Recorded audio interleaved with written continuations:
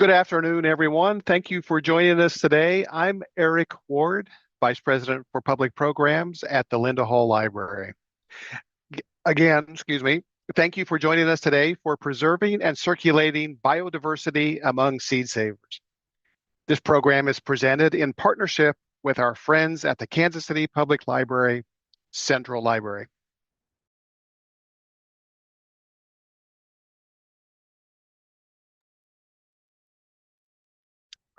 Sorry about that.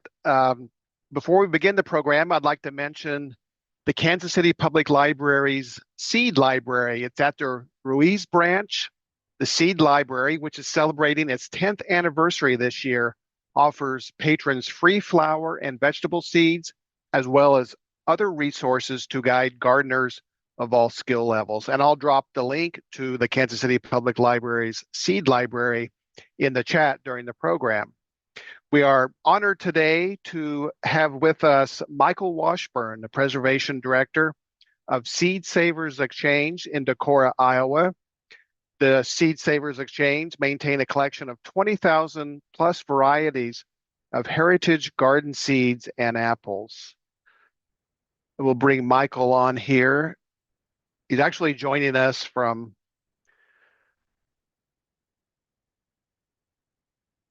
Tennessee today. Michael, there he is. Hey, Michael. How you doing? Doing great. Thanks for joining us today, and I'll turn the program over to you. Well, hey, I appreciate it. Thank you so much, Eric. All right. Well, welcome everybody. Thanks for taking the time to join us today. I'm gonna share my screen up here and get a slideshow going. All right. I'm hoping everybody can see that well. Yeah, it looks good. Okay, fantastic. Fantastic. Let me put that over here. Yeah, so like Eric said, my name's Michael Washburn. I'm currently serving as the Preservation Director at Seed Savers Exchange. Most of my work has been in the southeastern region, mainly in eastern Tennessee, kind of near the Smoky Mountains. My early days were spent farming in northern Kentucky, right across the river from Cincinnati. And then I also spent about 5 years growing out in West Tennessee. Now, I've titled this presentation, Preserving and Circulating Biodiversity Amongst Seed Savers. Because in order to get the work done and do it well, it really takes a concerted effort that involves Seed Savers Exchange and our dedicated community of seed savers and growers. Right. So the objectives of this talk.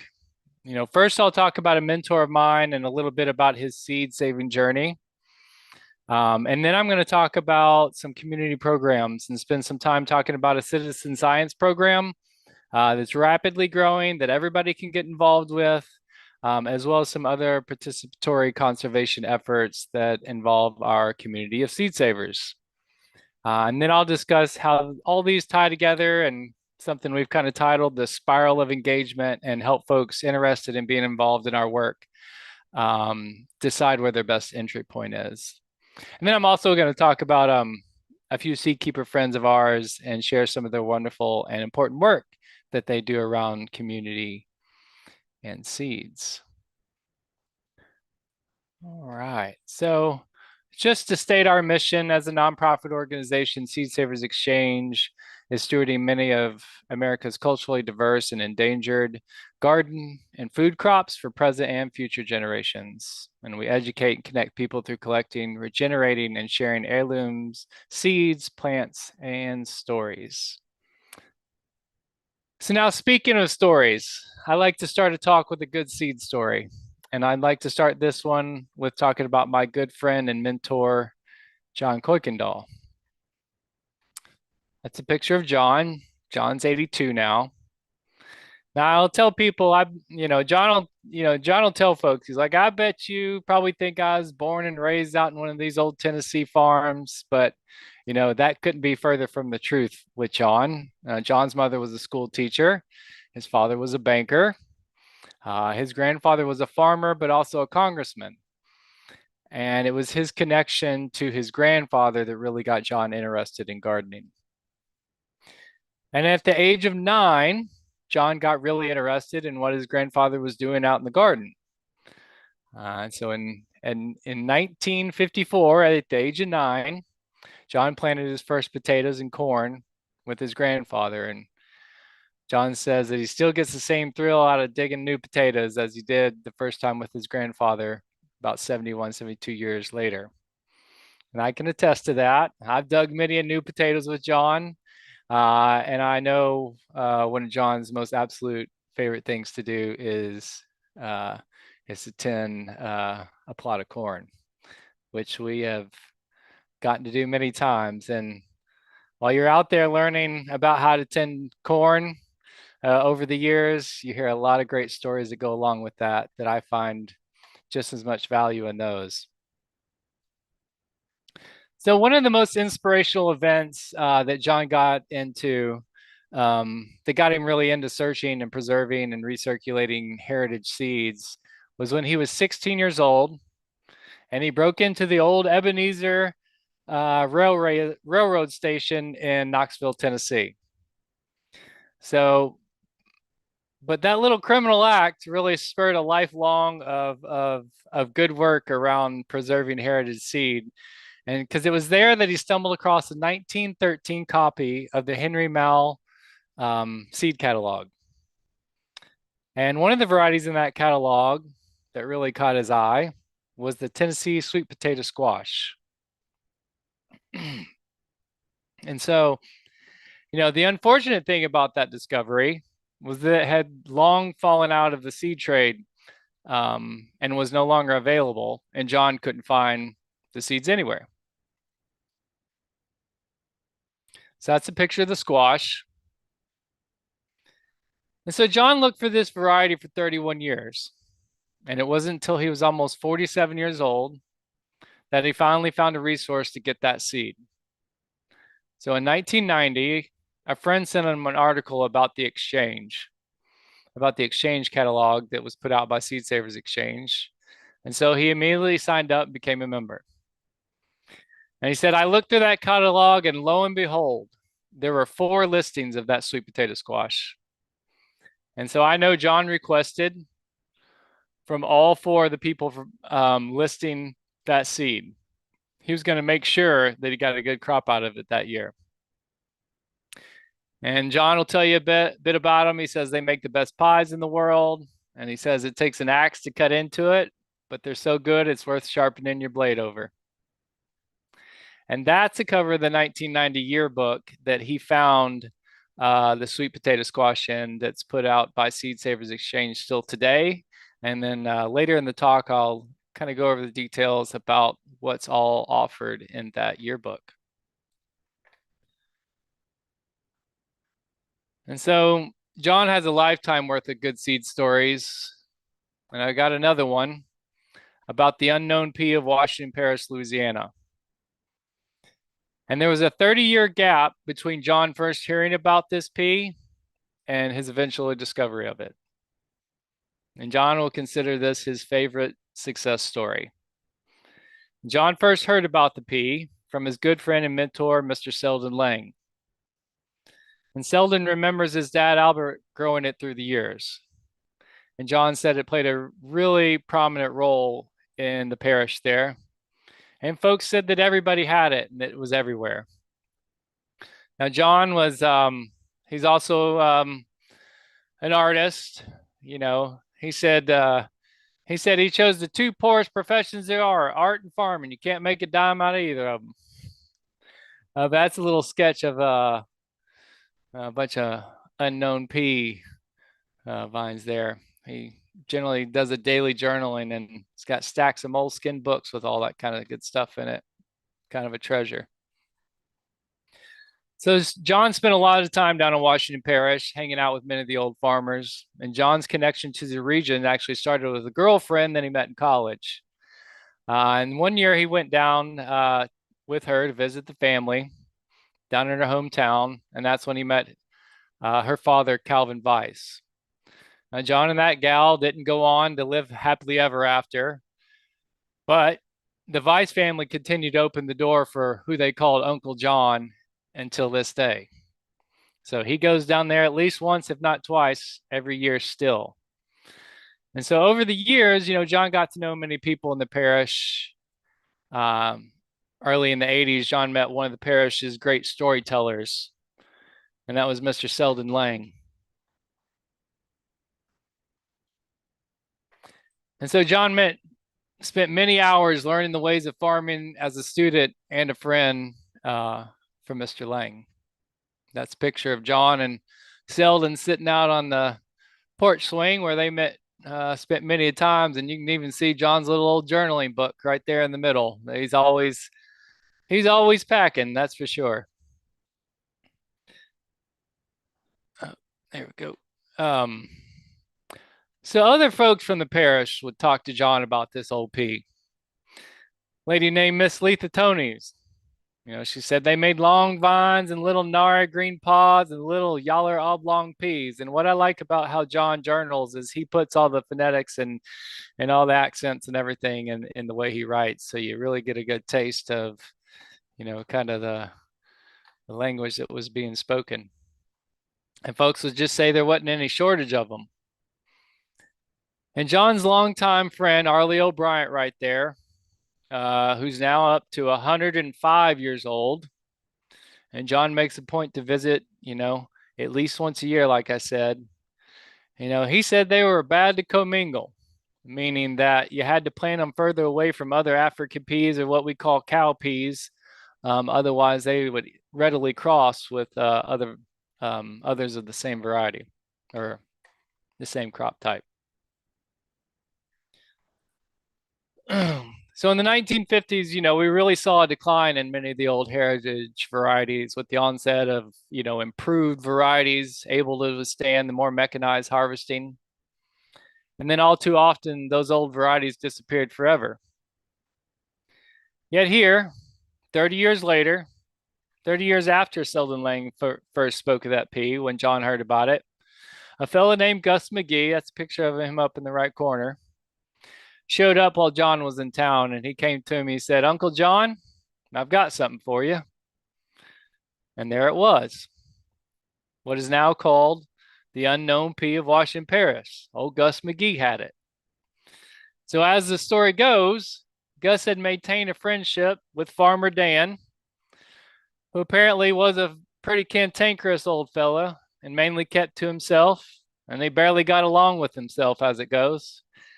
And yet Gus was able to get a little sample off of him and pass it along to John. And John will say, boy, that sure was a close call on that one. But fortunately, this little seed story has a good ending. And John took that pea back up to Tennessee, grew a whole mess of them out, returned back to the parish with a big sack of the unknown pea, and started spreading it all around the parish. And now it's a quite common pea once again in that area. So we'll chalk that one up to a success, which isn't always how the story goes, unfortunately. So if you want to learn a little bit more about John, I always say, oh, somebody should write a book on him. Well, somebody beat you to it.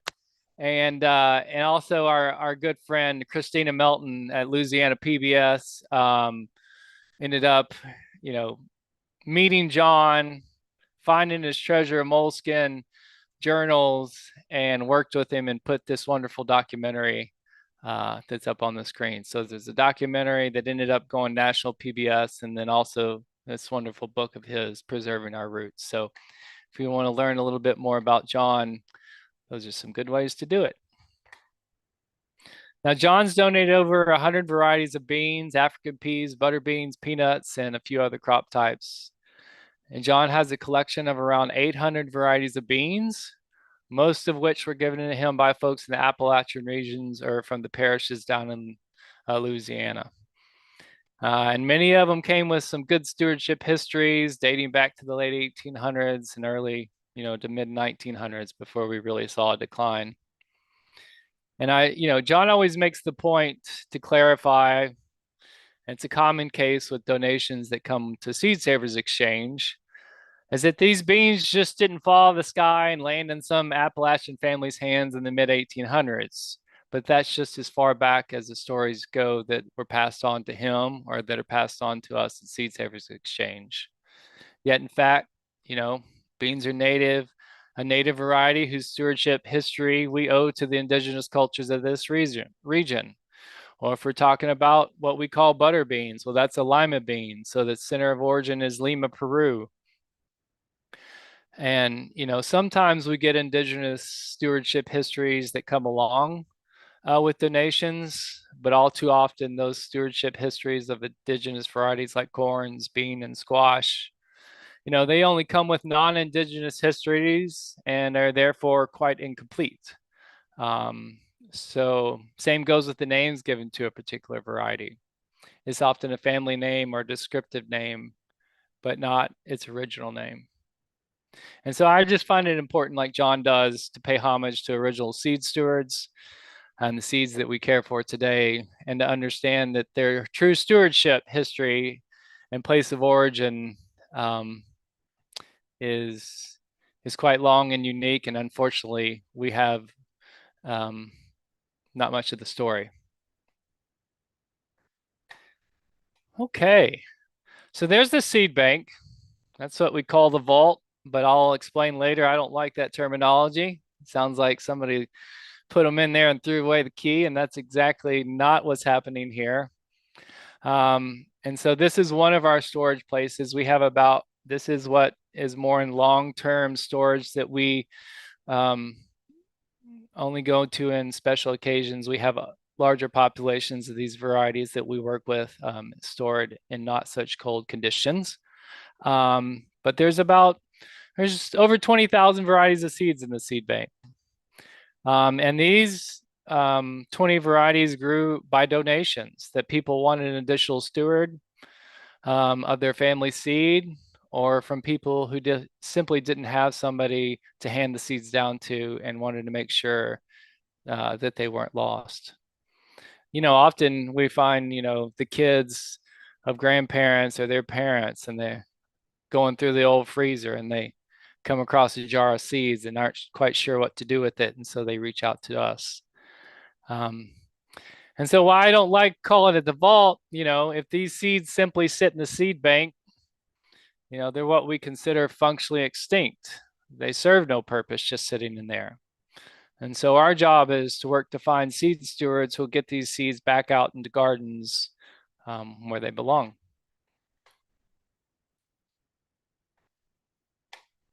So we do a lot of the seed maintenance on the farm in order to keep the seeds viable. And so there's two main reasons we're growing something out on the farm. One is to increase the amount of seeds of a particular variety so we can make them available to the public. That's the goal. We want to get these seeds and make them available to the public.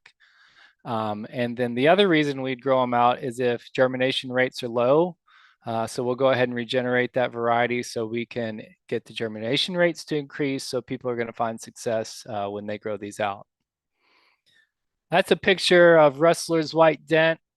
And based on where Decorah is and the cross-pollination ability of corn to cross-pollinate with other corn varieties of up to 5 miles away, we have to hand-pollinate all our corn in Decorah. I'm a little lucky where I'm located down in Tennessee. I'm kind of got an isolated holler that I can grow corn out. I don't have somebody but a couple miles away from me that grows corn. And so I've got a lot of good barriers. So I can grow it down here without hand pollinating. But if I'm going to grow multiple varieties, I'll hand pollinate those on the farm here too. All right.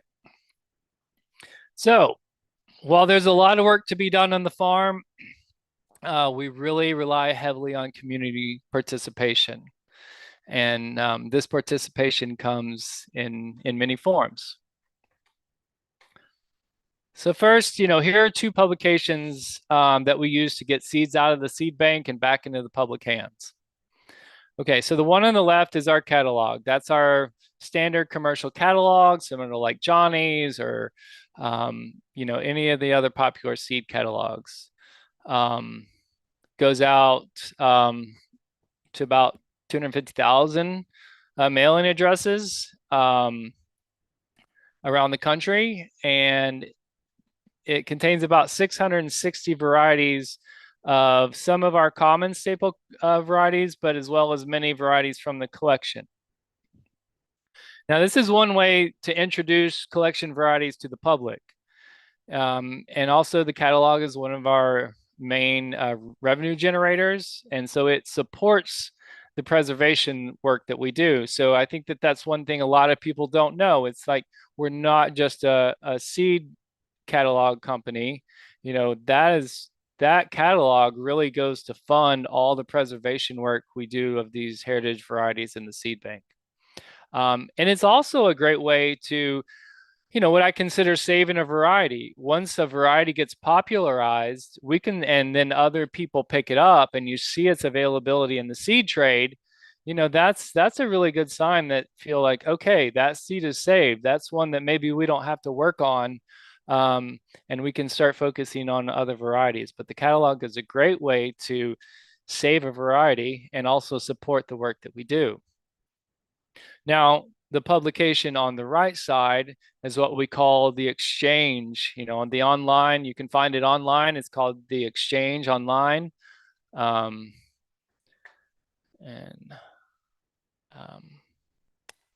make sure to pop that in the chat here. Yeah, you can go to Seed Savers. That's right. Let me see if anyway, I'll pop that in the chat here a little bit. But if you go to our website and go to the exchange, that's where you can start accessing basically the seed bank. And so we put out this publication every year. And I'm going to go a little bit deeper into this a little bit, but you know, this is your doorway to this to the seed bank is through the exchange. Everything that we have enough quantity to share with folks, we make available in the exchange. And those varieties we don't have enough to share with people, those are the varieties that we're going to work on so we can offer them in the exchange. And so also in this yearbook, there are hundreds of seed savers around the country that we coordinate with, and they offer varieties that they're stewarding and make available on the exchange. So in this publication are varieties from the seed bank that we make available, and also varieties that hundreds of gardeners and seed savers around the country are making available to the public as well. So this book is a collection of our work and many seed savers around the country, all making this collectively available to the public. All right. Get that out of here. All right. And so this is kind of what, when you open the catalog up, when you have, you know, 17,000 unique varieties in a publication, again, going back to our catalog, 660 varieties in there. This publication has around 17,000 varieties. So as far as I know, it's offering more diversity to the public than any other publication. So if you're a garden seed nerd like myself, you can get lost in this really quick because there's just so much diversity available here. And so, you know, it's all broken down by, you can look at it a couple ways. You can look at it by crop types. Like here, I think it says pepper sweet, and those are all the sweet peppers that are made available.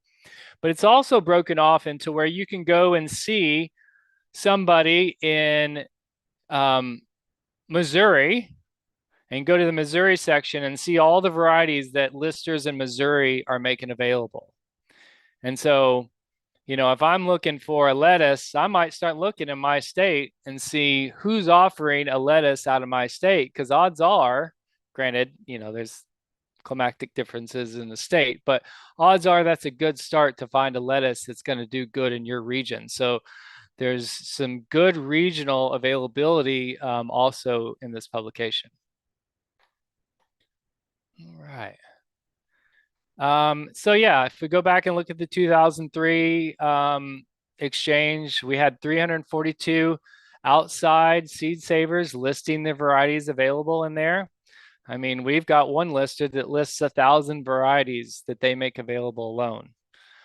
In that publication, there were 15,000 unique varieties with a total of 18,000 total listings. So there were some people offering the same varieties in there, but that's how many varieties are available there. And that year we listed about 5,000 of those. So that shows you how important that community is to this publication. So while we're listing 5,000, that community is listing another 10,000 unique varieties. And also, if somebody's listing, let's say the fish pepper in there, we're not going to list the fish pepper. We make sure that any of that community that's listing something, we don't double up on them to kind of compete with that. And then in that year, we had 1,411 seed requests made from our seed bank that went out into the public. And this last year, we were at 1,700 requests or so. So a good way to get seeds out of the seed bank. So what's offered on the exchange? Homegrown, heirloom, open pollinated seeds. That's what we're asking. We don't care, we don't care if you want to do a Grex or a cross up of types, but we just want those to be open pollinated seeds. And it's generally vegetables, herb, flower seeds, but also we offer potatoes that are in tissue culture. So we do maintain a collection of around 600 potatoes that are in tissue culture. Garlic's also offered there, and apple scion wood from us. So we have about over 7,000 unique varieties of apples at the orchard, and we offer not all of that scion wood, but we do offer quite a bit of scion wood. And there's also other folks offering grapes and other varieties, and people also offer scion wood too, not just us. So it's a great resource for things just even beyond seeds. And so if you go online, you have the ability now. We just updated and developed a whole new exchange platform. It's a lot more interactive. The search is fantastic. You can filter through things. It's an easy place for you to just go on there, set up a free account, and you can start listing any seeds that you want to make available to the public. You can go on there and people tell a little bit about themselves. You kind of get to know them, see where they are, what are their focuses, and it's also just a great place to kind of share on the online platform of that. And then, it's a great way to connect to the local food system. Like I said, we've got some regionally adapted seeds. If I'm down in Texas and I'm looking for a lettuce, I'm probably not going to go look for ones being offered in Wisconsin. I may stay in my region or some drier, warmer places. And then, it's just offering those seeds just continues that cycle of seed stewardship. And then that whole community continues to support the diversity that's available in our, with our food supply. So, as we saw a decline, this community is really, keeping a lot of that alive and available to the public. Yeah, and it's just a good way to connect to fellow gardeners. Got shared interests, like I said, tell them a little bit about yourself. And then just continuing that seed stewardship, because that's what heirloom seeds were. They were really an heirloom, like a vase or anything else. It was handed down.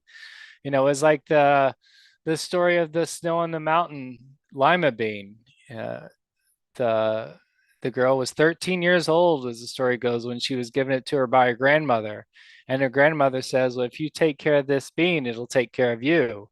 And that's what the stewardship was. And that's the true heirloom part of these seeds, is that they were handed down, and that's how people sustain themselves. It's a great place to share knowledge too. And a lot of people get connected and they become buds, and they talk, and they geek out on gardens together, and just share knowledge.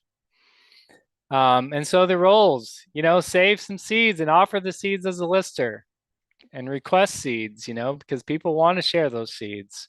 And then once you do that, steward them. And then, of course, spread the good seed gospel. So that's kind of how the exchange works. It's a wonderful place. at the bare minimum, go online and start looking through there. Give yourself some time because I bet you get lost in a good way. All right, so the next thing I'd like to talk about is this community science program called the ADAPT program. We've seen such a huge growth in this program. And it's a program that welcomes folks of all skill levels. Anybody can join this community. We have schools, educators, gardeners, farmers, and even folks with tiny spaces got somebody on a balcony growing container tomatoes. So the ADAPT program is a trialing program. So basically we are setting up trials, and folks are trialing varieties from the seed bank. And so this gives us an opportunity to have an engaged community, grow things out of the seed bank that we may not know a lot about, and start providing data about what we have in the seed bank. It's just a really good way to help us continue to understand what's in the seed bank. So last year we had 700 participants sign up.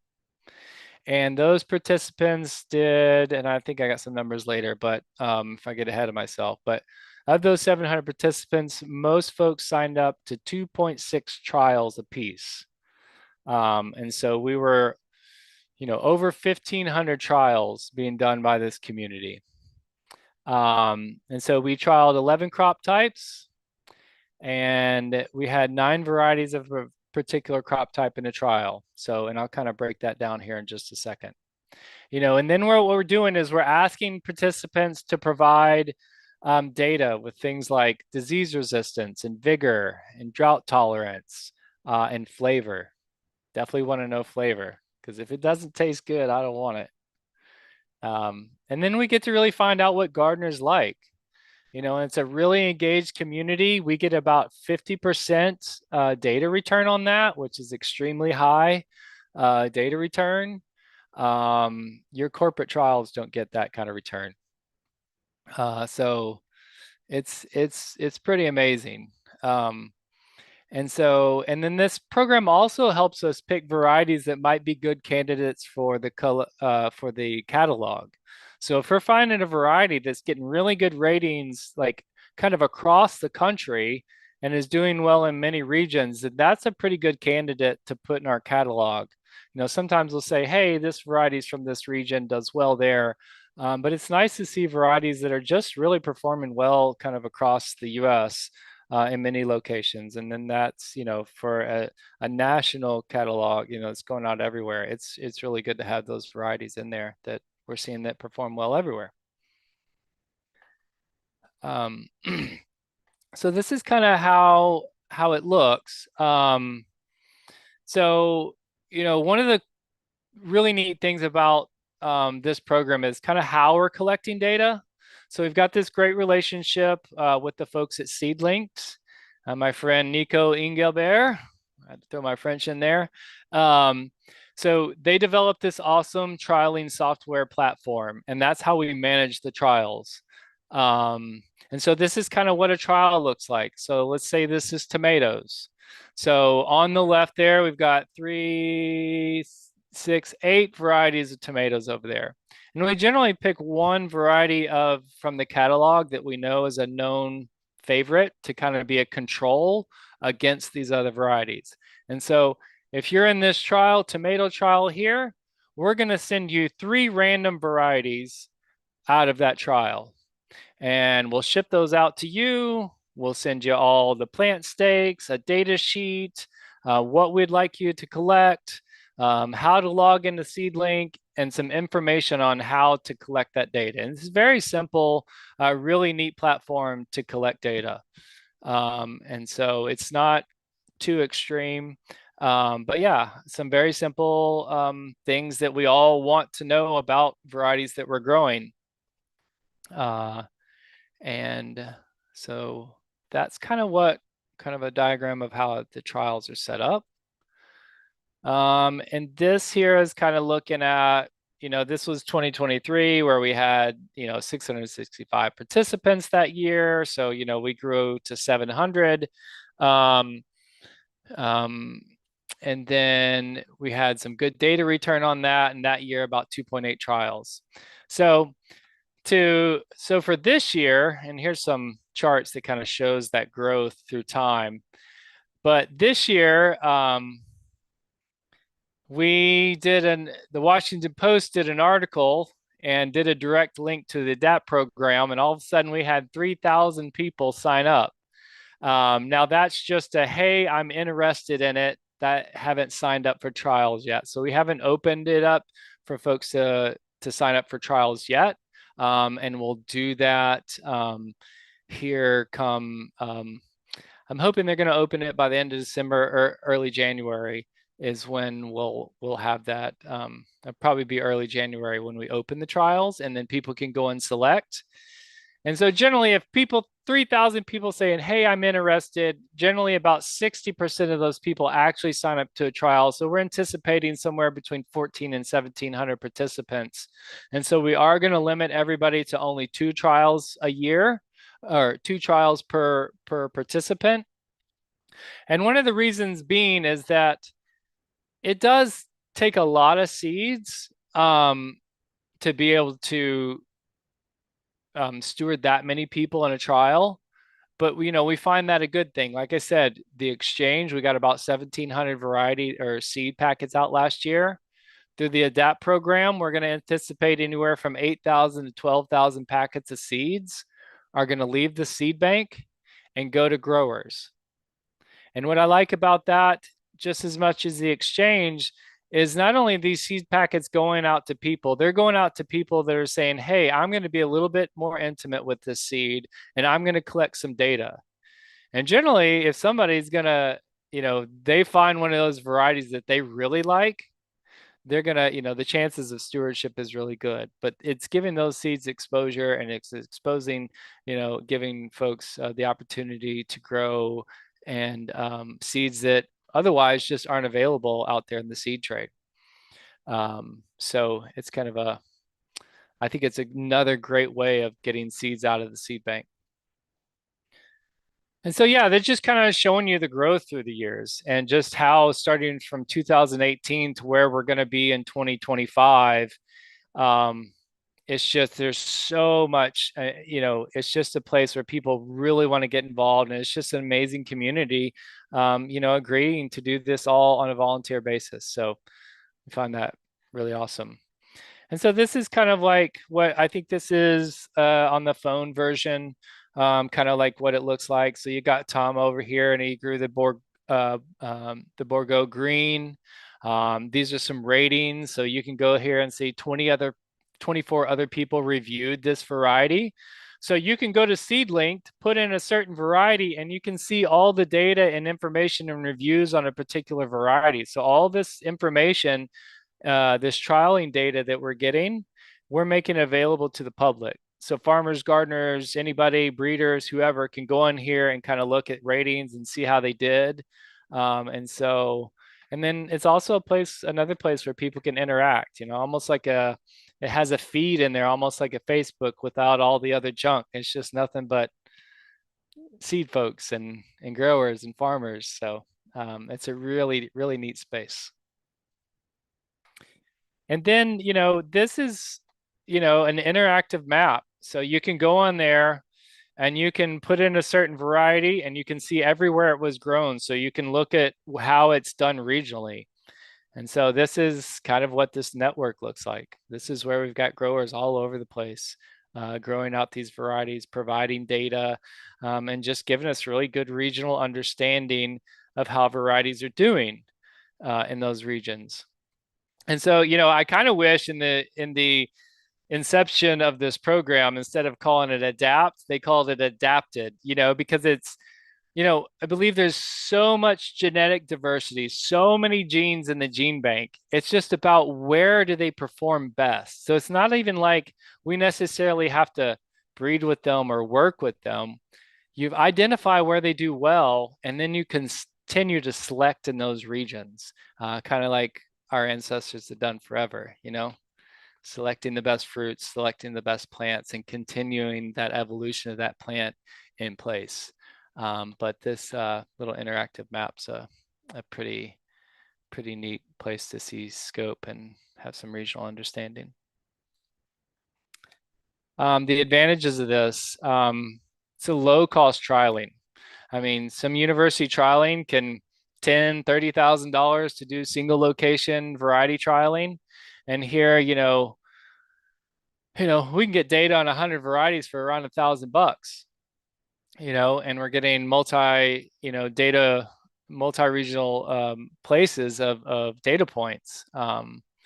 We've got a really high grower engagement. Like I said, around 50% data return. A lot of your big corporate trials are getting 20%. And then you can also see live instant results and sharing. We don't have to wait for some report to be given about how this performed, however long later. We can see live results as they're happening. And then it's just a place where, farmers and gardeners in their particular regions can really share their insight and knowledge.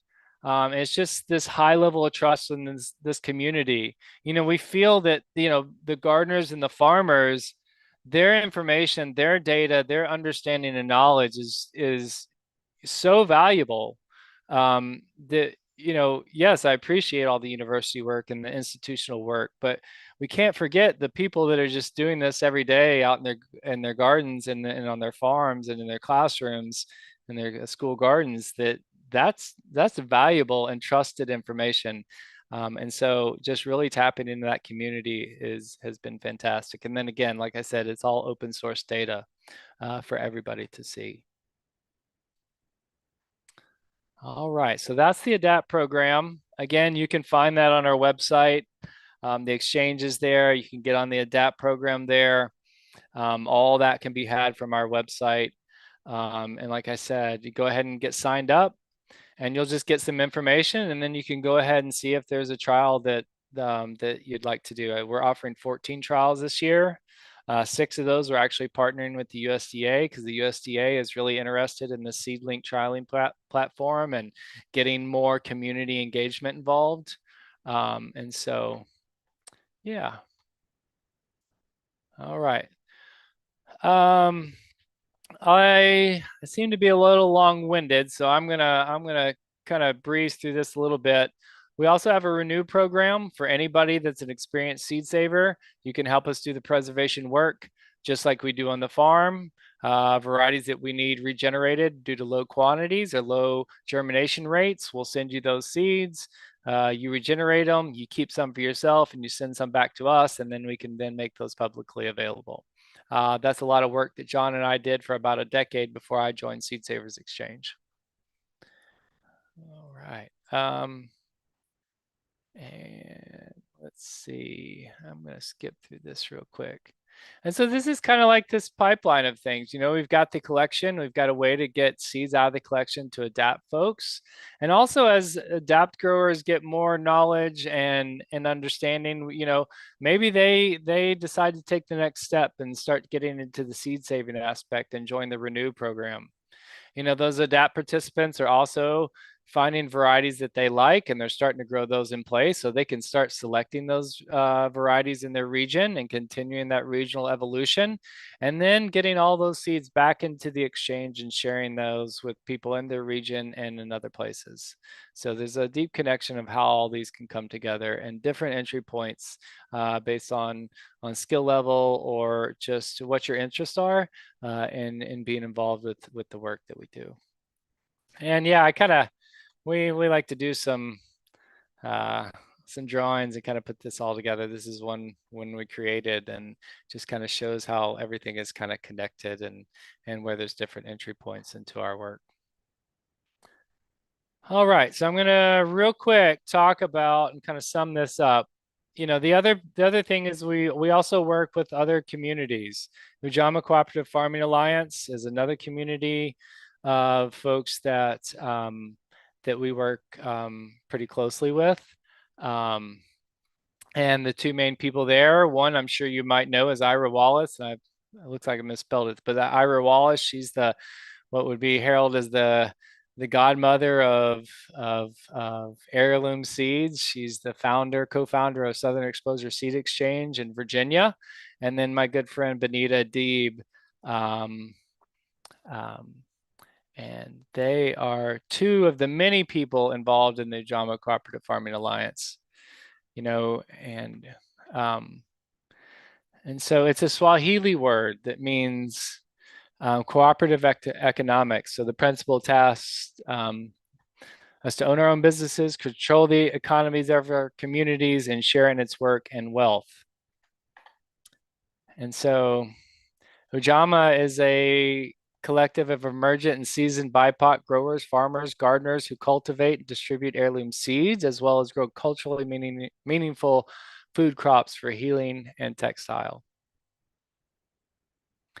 And so Benita Adib, she is a president of STEAM Onward.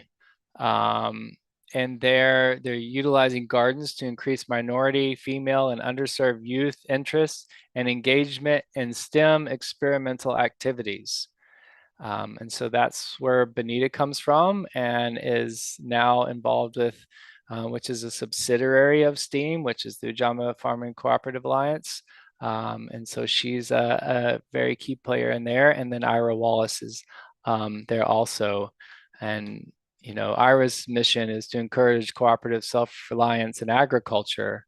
And they promote and participate in seed saving and exchange, and they provide locally adapted varieties of seeds in an effort to support and promote regional food production. Like I said, those are two of the many awesome people involved in that work. And they see seeds as a vessel of culture. And that's why we have two historians on site too, is to really capture the culture. And the histories and the stories involved with these are very, very important. And they focus on African peas and collards and kale and okra and sorghum, what may be called the African cousins. And and they have some really wonderful goals and objectives, just to reclaim their relationship with the land, and then teach all that, and pass all that knowledge down, that was given to them by their ancestors, and to the future generations. And they're heavily involved in kids and schools, and just really instilling a lot of those just human qualities about life and growing and health, and resilience, and educating their community about healing and their nutritional food heritage and how to protect their environmental resources. So we get to be able to work with a lot of wonderful folks in these spaces around seeds and culture. And I just wanted to point out that Ujama is a really great partner in that. And so I'll finish really quick on a story of connection. So a couple summers ago, Benita was telling me about an okra that was grown by prisoners at the Angola State Penitentiary in West Feliciana Parish in Louisiana. And she said it had been selected to be short so the inmates couldn't hide in it, and that prison guards had distributed it to the local community. And she said if I ever came across it, to please let her know, because she'd like to grow it out to seed and add it to their offerings for its historic and cultural significance. But it just so happened that Seed Savers Exchange was working to increase that seed stock of that variety when she asked about it that summer. When she asked about that, and I knew we were growing it out, it gave me goosebumps. It's just, the universe is pretty mysterious, I tell you. Because in fact, it was my good friend and mentor, John Kuykendall, who I spoke of earlier, that had received this okra seed from Washington Parish Free Fair in Washington Parish, Louisiana, from a fellow named Mr. Spencer. Now, Mr. Spencer at that time, more than 30 years ago, when John received the seeds, was a retired prison guard from the Angola State Prison, and at that time was still growing it himself. And so John then grew the okra out to increase its seed stock and then donated it to Seed Savers Exchange. And lo and behold, when we happened to be going out at Seed Savers Exchange at the same moment in time that Benita was requesting it. And so we have since sent our friend Benita the seeds. And I know that not only will she share those seeds with others, but she'll also pass on the story of how those seeds came to be. And this is one of the many examples where Seed Savers Exchange was holding on to and caring for a seed that would one day be requested by someone who would cherish it and care for it, therefore making it truly preserved.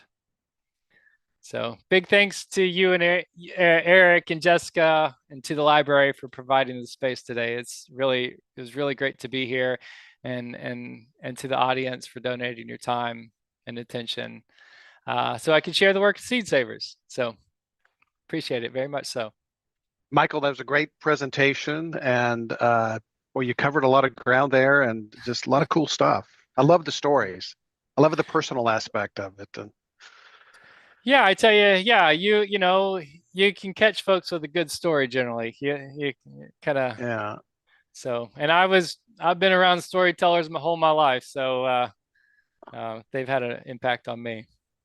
we're also streaming on YouTube. There's a question, kind of the first question: are there any qualifications or experience required to become a seed steward or participate in the community science project? No, especially not with ADAPT, because in the ADAPT program, we're actually not asking you to go to seed. We're simply asking you to grow this out And see what and it see what it looks and looks tastes like. like. Yeah, I want to know what it tastes like. Did it grow well in your region? Yeah, how did it get overtaken with disease, or, did it hold off disease, better than maybe some other varieties you've grown in the past? Yeah, so no And qualifications. okay, and then same with being a seed steward. Is that Yeah,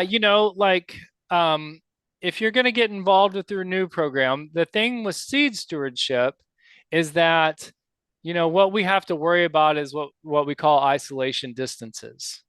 And we actually put out a really good book. You can find it on our site. If you can see it here, it's called The Seed Garden. And anybody interested in seed saving, I think, and there's quite a few guys out there, but this is a really good comprehensive and shows you kind of how easy it is to save seeds. But there are things we need to take in consideration. If we're growing okra, well, since it's insect pollinated, it can cross with another okra from up to a half-mile away.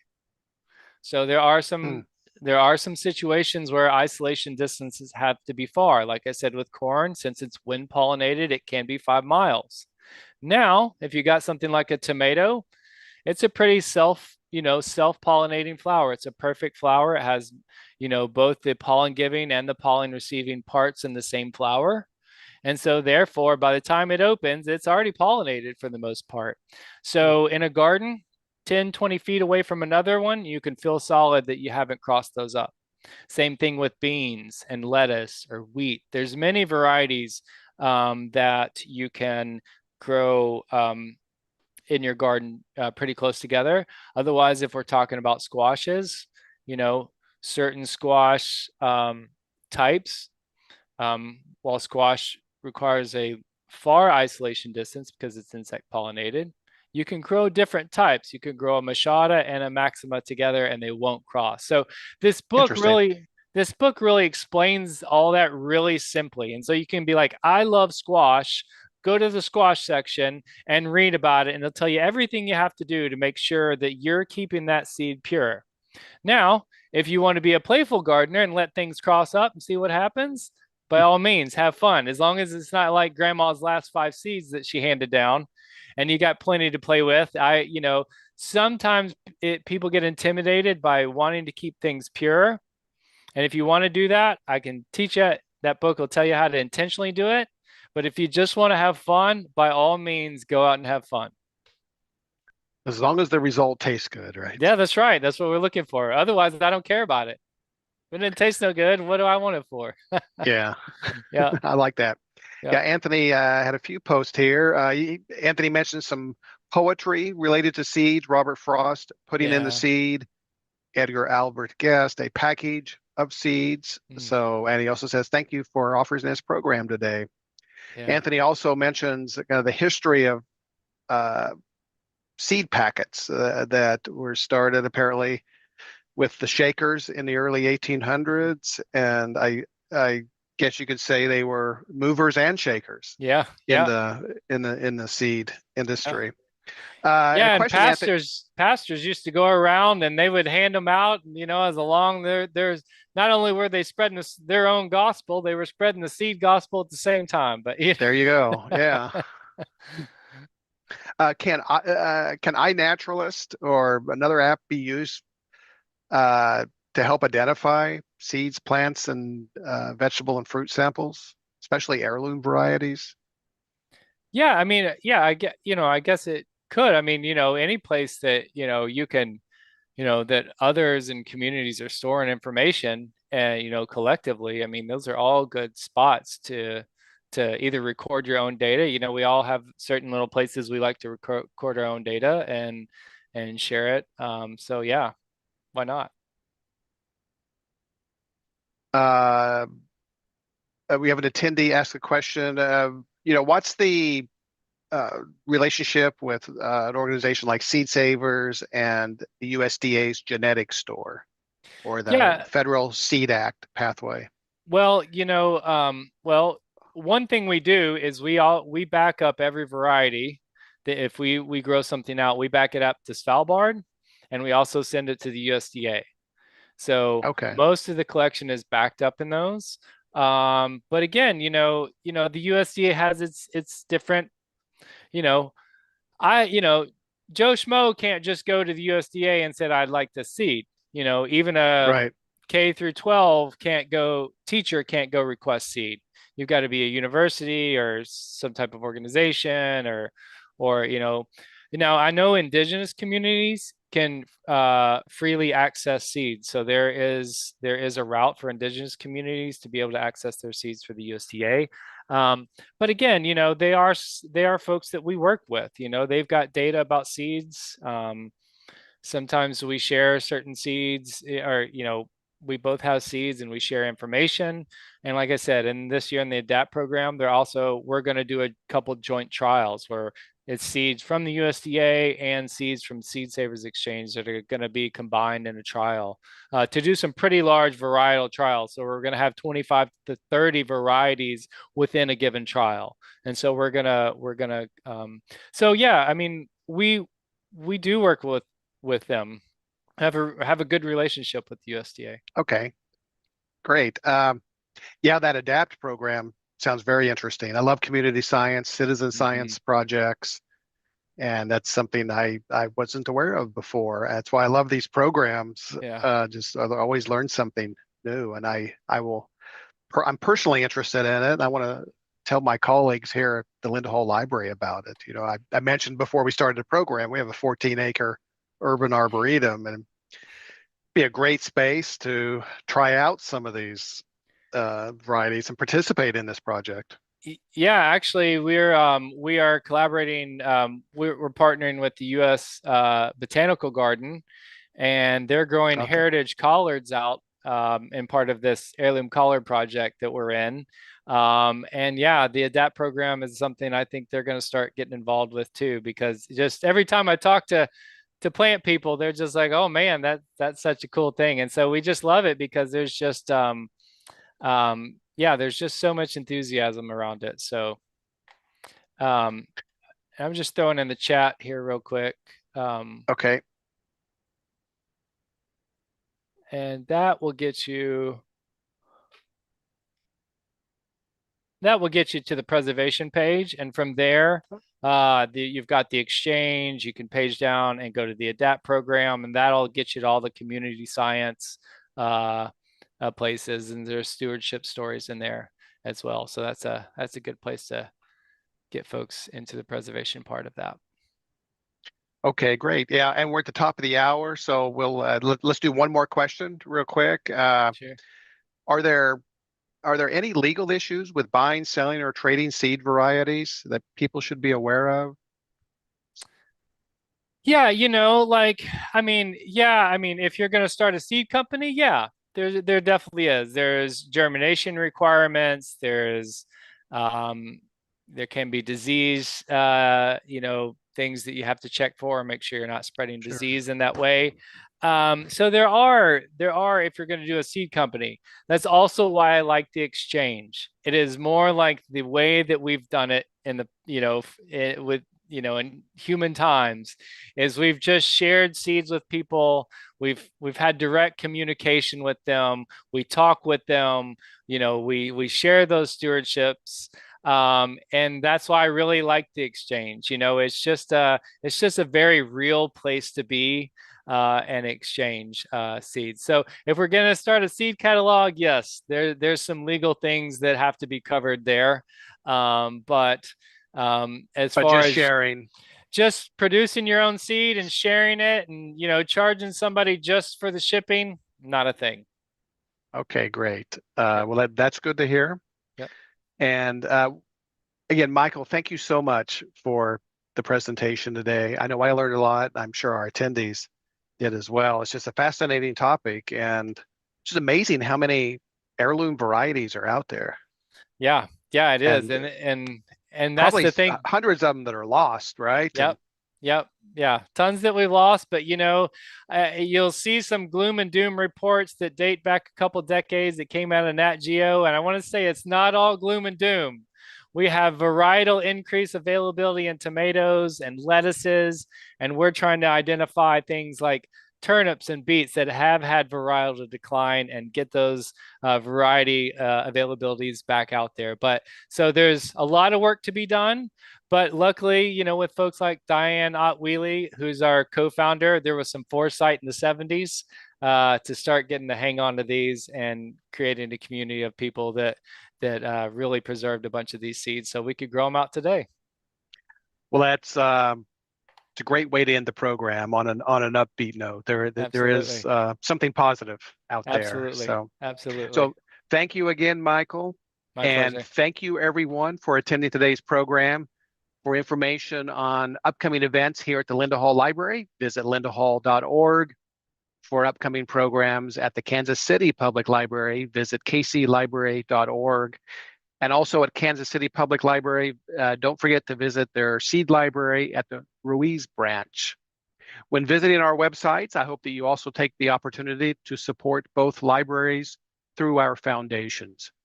Your contributions help make all of our programs possible and freely available. So thank you again, Michael, and thank you everyone, and have a great